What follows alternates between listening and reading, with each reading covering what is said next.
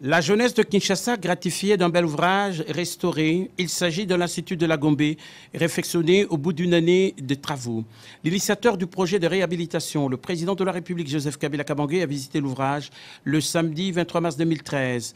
À son arrivée à ce complexe scolaire, il a été accueilli par le ministre de l'Enseignement primaire, secondaire et professionnel, Maker Mwangou Fwama, le directeur de cabinet du chef de l'État, l'équipe de l'entreprise Sogedi Construction, qui a du cœur à l'ouvrage pour la rénovation de cette école.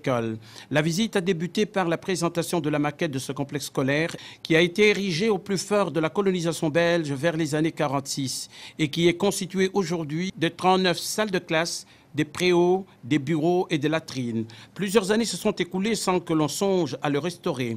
En 2011, au cours d'une visite, le chef de l'État a décidé que l'Institut de la Gombe soit remis à neuf. Le gouvernement de la République instruit a déboursé une somme rondelette de 3 500 000 $ qui ont été affectés aux travaux.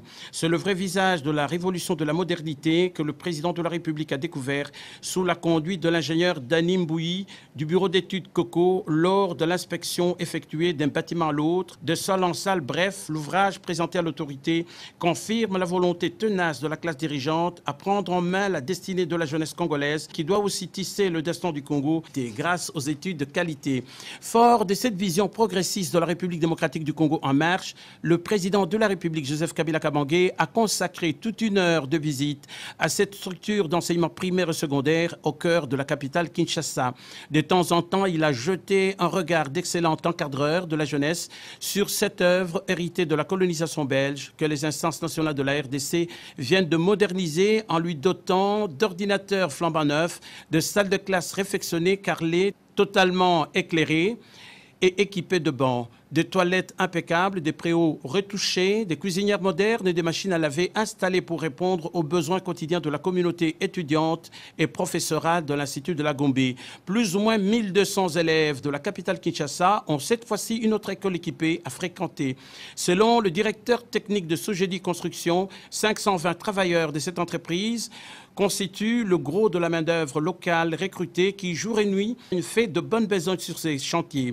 La menuiserie, la soudure, l'électricité, la vitrerie, la plomberie, la buanderie, la maçonnerie et la peinture sont leurs tâches quotidiennes. À l'extérieur, la pelouse toute verdoyante et les trottoirs pavés qui font bon ménage offrent un bel aspect d'un complexe scolaire moderne sous le regard admiratif des parents, des élèves, des visiteurs et des enseignants. La touche des autorités à l'Institut de la Gombe à Kinshasa est bien palpable. La dextérité du personnel technique et ouvrier de l'entreprise Sogedi traduit la qualité du travail qui s'exécute au fil des jours dans cette école dont la naissance et la réhabilitation sont liées à l'évolution de Kinshasa à travers les âges.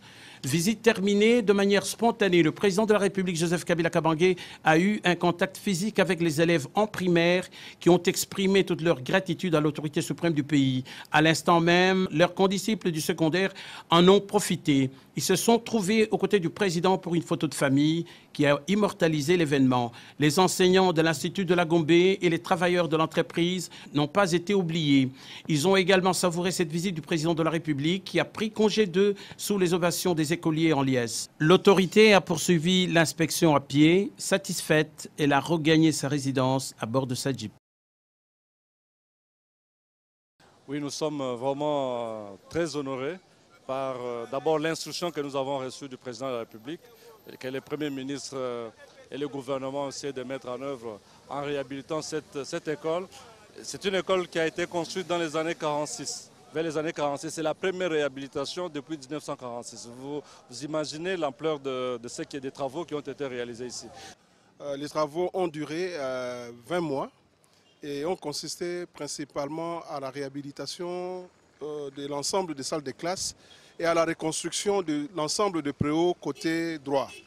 Et pour ce qui est de l'architecture de réalisation des travaux, nous avons contracté les travaux à l'entreprise Sogedi qui était contrôlée par le bureau d'études COCO SPRL.